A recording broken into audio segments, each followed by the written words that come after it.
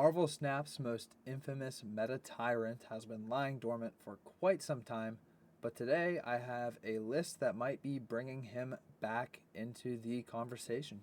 That's right, we are talking about Thanos, and not just any type of Thanos. This is a Destroy Thanos variation, often not a very popular variation of Thanos. But I think in this specific meta, it has some key callouts and some good matchups that we will cover in the following card-by-card breakdown. That's too short. That's right, it's Thanos, and we are looking at a non-conventional build of the deck. Normally, Thanos centers itself around having strong tech options, playing good stats cards, stuff like Mockingbird or Aurora to supplement the points, but in this deck, we are actually leaning into the Destroy synergy, which has historically been a little bit weaker, but with the release of some new cards, and with some recent OTA changes, that's actually starting to turn around a little bit. Oh, and before we go to the card-by-card breakdown, I would like to mention that this deck comes from High Infinite player, Alliance member, Golden Gauntlet champion, RoramPlays.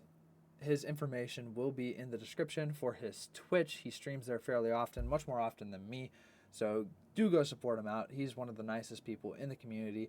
He runs the best Discord community around, and he's all around just a really great guy. So yeah, please go send him some love. And he's also out there cooking, like me, like many other players, these cool off-meta decks, trying to take unique angles and have fun with the game. The first card in the deck is Squirrel Girl. She is here almost exclusively to provide procs to your death and to provide bodies for your Dormammu spells to hit, also to scale up your Weapon X. You are often not looking to curve her out unless you're able to destroy her, and stuff like turn 4, Squirrel Girl plus Killmonger is a very strong play. She's just here to be blown up. Carnage is one of your 3 destroy cards in this list. He is very important at getting you valuable procs, getting your angel out of your deck, thinning your deck, cheapening your death, enabling your Dormammu. All these things are very true of Carnage, and you love to see him, especially when you get a good amount of stats for him. You're normally destroying the stones that have 1 power, the scrolls that have 1 power, and he is able to capture all of that for himself, becoming a 2/8 or a 2/6, and even buffing your scalers like Weapon X. Wade Wilson is actually quite important in this deck. With being a Thanos deck, you are quite thick. You have a lot of stuff in your deck that you need to draw, you need to get through, you need to see your important cards. So having a card like Wade Wilson is very important, because when you blow it up, you get a 1-drop from your deck. Oftentimes it is a stone that will net you another draw. So he kind of looks like a 2-cost, blow me up, play a card onto the board, draw an extra card. So you get to see 2 additional cards for your Wade Wilson, very often, sometimes just 1. And the buff is nice, but it's not always why you are looking to use him. Angel's here for the same reason. It's deck thinning, it's hand thinning. When you're playing Thanos and you're doing Mind Stone stuff into the other stones, you can run into some hand space issues, especially when you have a Dormammu spell that starts in hand. And if you get hit with a death or your Dormammu or your Thanos, those big chunky cards that are going to sit there for a while, being able to thin out your hand to be able to draw more cards is very important. Or if Angel's in deck, it's just so free. You get to put a free 3 power on the board. It's good for priority. It's good for targeting with your 2nd and 3rd Dormammu spell. He is actually kind of just a sleeper all-star in the deck. This is probably the best Weapon X deck you will be able to find. Having a Weapon X onto and being able to scale him up early is probably the biggest power spike of this list.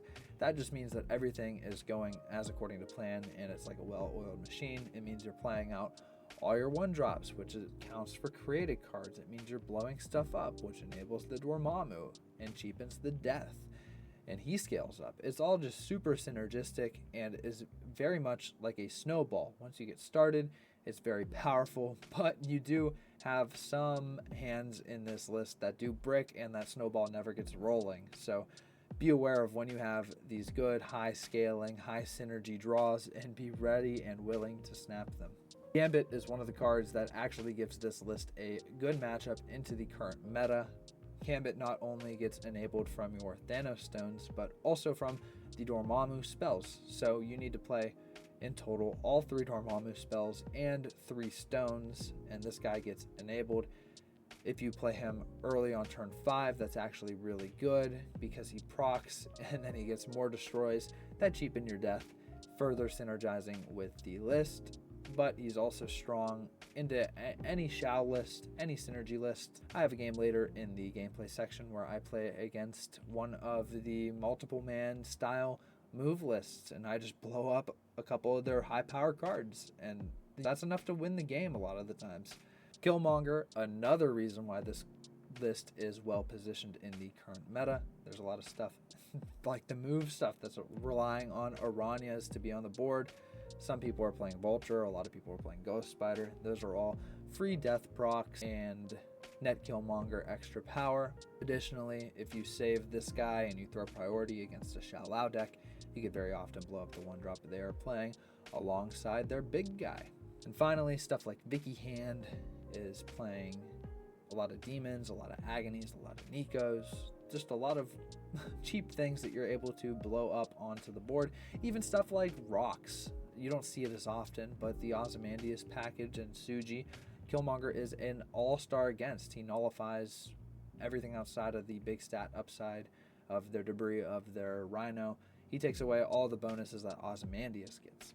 Venom is a very goated card in this list. You get to destroy all your cards and retain all their power, which is very nice. You just love to see that at all times.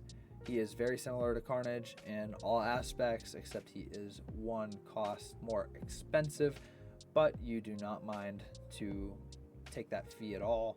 Additionally, Venom has good interactions with locations like Bar Sinister or Shuri's Lab that is able to just flip and win you the game on the spot. Shang-Chi is the last reason why this list is actually pretty well positioned, and what Shang-Chi does here is he beats Star-Lord actually. People play down a Star-Lord on 4 or a Star-Lord on 5. You just get to blow it up. They don't get to Zola it. They don't get to Absorbing Man it. They don't get to Grandmaster it. Their whole game plan goes kaput. People who are starting to play the multiple man stuff, as 3 decks were just featured in KM Best's most recent tier list, they make that guy over 10 power. You Shang-Chi it. They don't get to move it around and duplicate it a whole bunch. Same with a Human Torch. Stuff like that all gets blown up by Shang-Chi. There's a lot of targets walking around. Even stuff like ramp lists, very susceptible to this guy. Thanos is a blessing and a curse. This guy, like I said earlier with the snowball comparison, when you're drawing your stones and you're thinning through your deck and you're doing what you want to do, this deck is extremely powerful. Thanos, when you draw Angel, Thanos, Death, and Dormammu at the start of the game, you almost just lose on the spot. So, like I said, blessing and a curse, but this guy being a 5/12 is very nice. The utility the stones provide, such as Reality Stone Change, that's actually the last reason this list is well positioned. There's a lot of magic decks running around. You get free location control included in your deck every game, so make sure you're trying to hold that Reality Stone when possible, when you don't need to destroy it early to get the snowball rolling. When you're able to hold it, do hold it, because a lot of decks are trying to combat Star-Lord by playing Magic on turn 5. You can flip this on their head by turn 6 rug pulling.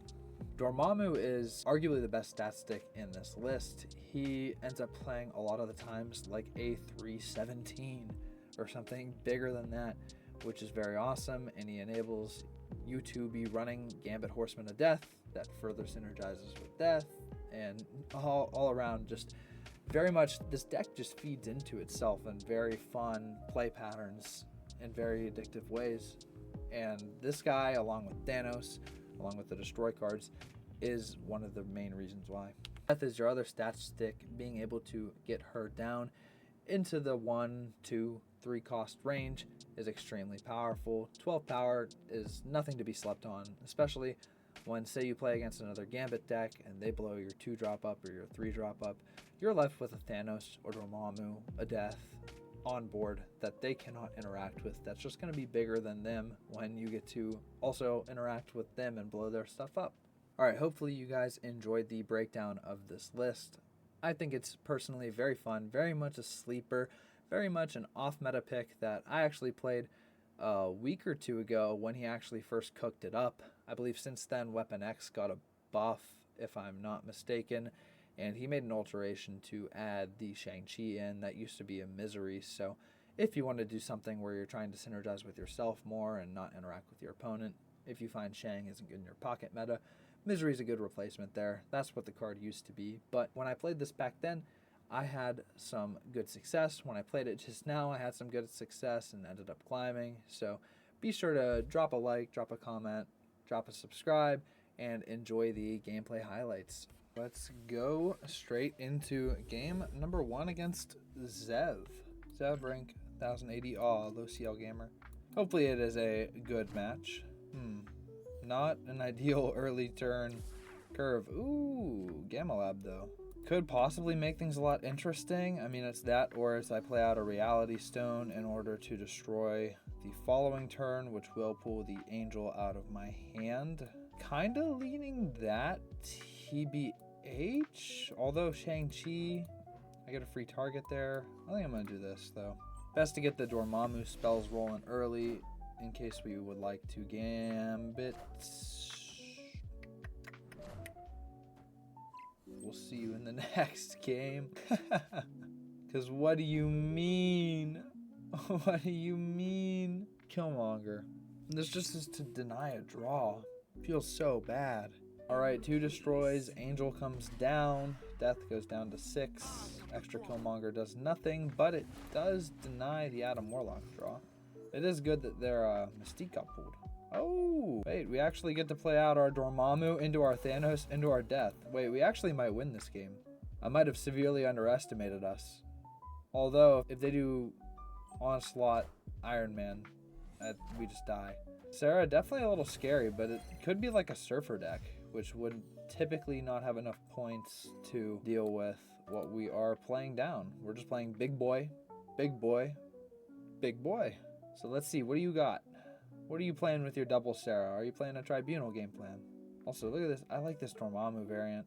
You can tell I don't play enough of the card, though, because no splits. I got no splits on Dormammu. No splits on this guy, Mr. Wade Wilson. I don't even have a variant for him. Can you blame me, though? That's the real question. Can you blame me? Oh, there's the scary Onslaught. And they're going to get to unclog themselves. We get to unclog ourselves. And having no tech really sucks. What am I inclined to do here? Kind of want to do something like this. Other than Death. I guess it would be something like this almost. Death goes somewhere. No. Gosh, I'm trying to think of how to play it out where I'll have enough board slots to do things. Opponent snapped. That tells me I'm playing Iron Man. I'm playing Tribunal. We are going to retreat from this game. Unfortunate, no Reality Stone too. Reality Stone, I would have stayed in, possibly rug pulled them if they weren't Iron Manning this turn. All right, let's see if we get any better luck in game number 2. I like having our Soul Stone off rip. We get a draw, have Weapon X in hand. Weapon X is actually really strong early game for this deck. Interesting. I don't know what Bar Sinister incentivizes us to play. I really don't know. Do we want to put our Weapon X in here? We kind of want a Venom in here is actually what we would like to do. Or even Squirrel Girl into Killmonger. Hulkbuster onto Agony. I'm guessing this is a multiple man move list would be my guess, in which case drawing Shang-Chi would be very beneficial. Even still, drawing a Killmonger now is quite good. I'm going to get rid of the Bar Sinister and drop down a Wade Wilson behind that. I'm looking to Carnage or Venom this lane. There's the Human Torch. It is in fact a move list. And we do in fact have the Shang-Chi, which is what helps us match up a lot. No Angel. Oh, Marrow. That's kind of fine if we're able to get it down to destroy it. Will we be able to? I don't know. We probably will if we play it later. We could do this. No. I kind of want to hold the Squirrel Girl as well. Let's see. Gain 1 power after every 3. So you're going to get 3 power and go to 6. This would put me at 9. Unfortunate that would put me at 9. Because I would really like to get bonus energy and maybe ramp out of Thanos. I think I'm just going to play the Marrow out now. I don't think I'm going to be able to target it with the Dormammu spell. Can still get Venom into the Starbrand lane.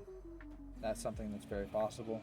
One key thing is, I know I mentioned it in the deck discussion, but these Dormammu spells do count for Gambit Horseman of Death, which would be an absolutely fire pool if we were able to see it. I think I'm going to go Time Stone. That won't get the bonus energy. I'll steal 1 power from each card. This is awkward because Squirrel Girl is going to clog me and very much limit my output. I guess what I could do Summoning Ritual, Squirrel Girl, Time Stone. Or it would be, sorry, order, my bad. It would be Time Stone, Summoning Ritual, Squirrel Girl. I think it just limits my play too much. I think the actual play is this. I think it's this. Interesting. They move the Iron Fist over. Oh, they're running their own cook too. This might be what I helped promote because now they're going to merge this guy into there. Gambit. This is actually what we really wanted to see. We're going to be able to Summoning Ritual, maybe proc our Marrow, play down our Gambit, play down our Squirrel Girl. Ideally, we hit Marrow Time Stone. Actually, extreme pop off because in that case, Weapon X will get +4 additional power. He'll go up to 10 points. Dormammu will be at 17. We'll be adding 1 point behind them, so that's 28 points over in Starbrand. Then we have 5 going down the middle. We'll be at 16. And we have the potential to either destroy the symbiote or destroy the Lindley plus sword. I think either which way we win this game here. Dang, we low roll the Dormammu. But let's see what Gambit does. Boom. We pick up the 4 cube dub. Back-to-back Sanctorum games. And this game we get to play against Doc Guapo, current rank number 5 in the world. I'm going to hold the Reality Stone. If I had a 2-drop in my hand, I might be incentivized to just rip it, but I'd much rather wait and see what type of location do we have here. I'm trying to think if this is good for him or good for me, or if it's a wash. I'm thinking it's more a wash. I'm going to try to take the 2 neutral locations, although this could flip up and be harmful for us. Nice. Love having the Torres there. Ooh, Panopticon. That is a bad location for me to be playing against, but Gambit is a really good card for me to be drawing. Venom, gonna capture the Destroy, allow me to start ramping up with my Dormammu. I paid the spell over and right to avoid triggering any JT procs. Nice, we hit the Power Stone, which is our highest potential power play there. It's a Hawkeye coming down, which we are not quite worried about. Into a Falcon. I was more playing around the Rocket Raccoon, although I am unsure if his current list runs it. So this turn is playing Squirrel Girl middle, Gambit right. Or it's actually, my bad, not Squirrel Girl yet. It's going to be Gambit into Steel, since we are destroying the cards here in I don't even know how you even say this location name. If someone can hit me with the, I can't think of the word, the anatomic or whatever that pronunciation down in the comments, it'd be much appreciated. All right, nice. We get to play Time Stone, Summoning Ritual into our Squirrel Girl. This is adding, wait, let's see. Are we proccing our Gambit early is something to pay attention to. We're playing 3 cost of created cards. We're already at 3 out of 6, so this will cause our Gambit to trigger early, which I am unsure if I like. What's the workaround? The workaround would be just doing this, or would be holding the Summoning Ritual, although I can't play Thanos out in that case. If I make this play, then my final turn is just dropping the Thanos and I do not proc the Gambit. So unfortunately, we are going to proc the Gambit early, but that could end up being disruptive. Who really knows? So we will see. Boom. Something like that. I think it's the same overall power. Correct me if I'm wrong. But ideally, he's not bouncing his cards back to hand. There comes a big boy Dormammu. We get the Time Stone draw. That allows us to play 2 more cards next turn. Hawkeye comes down. Sable comes down. Here comes a Toxin is my prediction. That's a huge Hawkeye. He's going on, what, almost 20 points. In a Majestic Wing Beat. That's either on Sasquatch or Shao, I would like to think, which would be the only card left in his hand. A very scary proposition we are facing down. We are going to stay and YOLO it. We have the Sanctorum hopefully held down, so it's just about what lanes can he flip now. Do I invest all my points over into the right, or do I try to split it going a little bit? This will be 26. This will be 31. 31 requires him to input 26 there. I think we were pretty favored, judging by that retreat. Dang, going back against another big name. We're going against MSL Chamo, one of the top, I believe, Spanish players in the world. Constantly, yep, I was going to say constantly high ladder, and he is, in fact, currently ranked 3. He likes to play a lot of move-based control style lists. I'm looking to hold this reality stone for the potential rug pull. Right now, I'm just going to Carnage, get my summoning ritual out and rolling early. Probably looking to Killmonger next turn before he gets the Aranya value, although he will have priority. So I do think this is a Batroc style move list. The Aranya is likely... Oh, I forgot about Angel. I get priority. If I had to guess, the Aranya is likely for Spider-Punk. Spider-Punk would be my guess. Ooh, but save... Alright, I think we need to save the... Alright, here's where I'm thinking. I am thinking... His deck is full of scalers. Mine is not. That benefits him. I'm going to try making as big of a Dormammu as possible. So I'm going to play down the Reality Stone to rip the Limbo away. I'm going to drop my Squirrel Girl. It doesn't even matter where I put her. I'll play in Hala to hopefully gain priority, and then I will be stealing power for my Dormammu. Next turn, I will be Killmongering all of this clutter away. What is up with Sanctum Sanctorum on the stupid left lane? This is 3 games in a row. I swear, there have been no cuts. I've shown you guys every game I've played so far. It's just uncanny. And yep, I was right. There's the Spider-Punk. He was in fact playing around the early Killmonger by activating that early. Interesting. Mobius comes down and Zombie Mr. Fantastic comes down. I'm not sure what Mobius does for us unless he is running a... You see, now I'm tempted not to Killmonger because he already got his value out of it. I think what we actually might rather do is Wade Wilson into a summoning ritual. Seems quite potent. This Spider-Punk, if it moves again, it's technically worth 10 power. It will flip this Sanctum lane. But we have some control tools to be able to clean up. We have a big Dormammu coming down. We have Killmonger Shang in hand. Hopefully we draw into our death would be actually very powerful, the most ideal thing to draw into. But even something like a Gambit Horseman of Death would be quite good. He moves it over there. Oh, is a web coming down? Yes. But that's fine. We wanted the Hollow to be destroyed. We're going to get a 1-drop out of our deck. And hopefully that 1-drop draws us a card.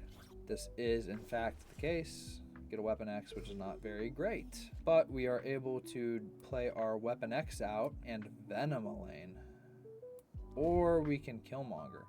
Killmonger is actually much more profitable for Weapon X scaling, so I'm going to go that route. I have priority, so we will be destroying all of his cards. We know there's no Cosmo coming down. That's crazy. That's greedy. Oh, no. Yeah, that's just greedy. What's his plan to access the Sanctum lane? So he's threatening to move Hellion over there and to move a card back into this lane is what he's threatening. Oh man, we are 1 card short. We are actually 1 card short on our game plan to get this Gambit down, which would be very great because I likely suspect there to be a final turn of Cosmo Hydra Stomper. If I was a betting man, he is going to move Spider-Punk to Hala, Hellion to Sanctum, play down a Cosmo in one lane and a Hydra Stomper in the other, and we cannot flip both of these cards as is because we only get to do something like this, which would be buffing us 6 points over here. If it even went off.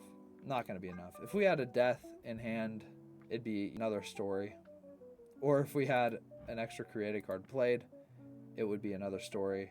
But we did not get very many stones, I guess. That's crazy. Deck is Mind Stone, Power Stone, Space Stone. I'm going to make the smart play here and not the cope play and retreat now, get out early. Another big name going against Mr. Elephant Fudge over on Twitch. Looks like he's live. I'm going to drop a Time Stone down in the left lane because I am destroy it later. That is most definitely why. Hey, that's based. He's running an Agatha deck. You love to see it. Fudge is always on some kind of Agatha deck. Nice, we draw our Thanos. Sinister London, very interesting. I'm going to play my Gambit Horseman of Death here. Hopefully benefit a lot from it. Living Tribunal, what is he playing? He's playing some sort of Hella list, of course, but We're going to get rid of Sinister London very quick. We're going to play down this, that, get rid of it ASAP. I really wish we had some destroy cards, though. We're not going to be able to get very many cost of created cards. We have 2 down right now. We need to get 4 more. So what? We need a destroy next turn, I would imagine. Jubilee comes out. What's a pool? Hella. Definitely not scary, especially if he's an Odin gamer. Strife's going to be what? Foom? Of course it is. We get Wade Wilson. This is just not an ideal game from a power perspective, from really an anything perspective. Even if we Shang-Chi now, yes, we can blow one of these up and flip one of these lanes. But we need another card in this lane. He's going to put 4 down. If I play Thanos, and then next turn play Shang Angel, but actually when one of your cards is destroyed. If this was just when someone's card was destroyed, it'd be a whole different story. But this is one of those bad draws where you do not draw a single destroy card in your entire list, and you really just hate to see that. I wonder if this is even an Arnim Zola. It could be. Maybe I play to throw the Mojo World. Oh, I'm just leaving. This is the unfortunate downside of Thanos. You will have some bricked games where your deck just does not function as intended. Alright, last game, I did not want to leave on a stinker where we bricked every single draw. So hopefully we see a little bit better of a curve this time. Hopefully we get one of Killmonger, Venom, or Carnage. Hey, as I was just talking about him, he shows up. We're going to Carnage it out now, get the summoning ritual down, start doing our Dormammu things. Our Angel's going to get pulled down from hand to give us a target for destroys on the Dormammu spells. Wish we would have had that guy in deck. That would have been really nice. Misty Knight, we're going against a high evolutionary gamer. That's actually really nice to be able to Killmonger away their 1-drops. Shang-Chi, they're big guys. Like I've said before though, we just need to actually draw those cards. I'm going to make this play, probably just spend all my energy.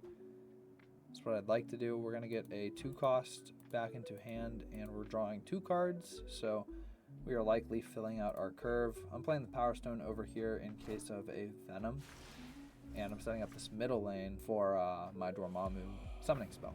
Shang-Chi, very nice to see in a Shuri's Lab game. Alright, they're going to start energy ramping and getting some floated energy with the Misty Knight. After this point, we are going to summon our Dormammu and then play a Space Stone behind to net us another draw, maybe another destroy if we see something like a Killmonger, which I will be taking. Even though we have 1-drops on the board, they do as well. Nice, we have a Shang-Chi target now. I wonder if this is going to be a float for She-Hulk type game. Very well could be.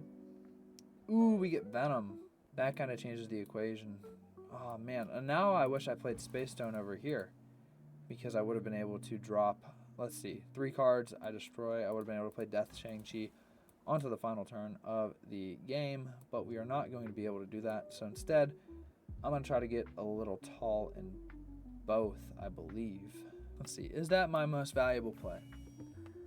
I'm just trying to think. Let's see, Venom here, I go to 14, go up to 28.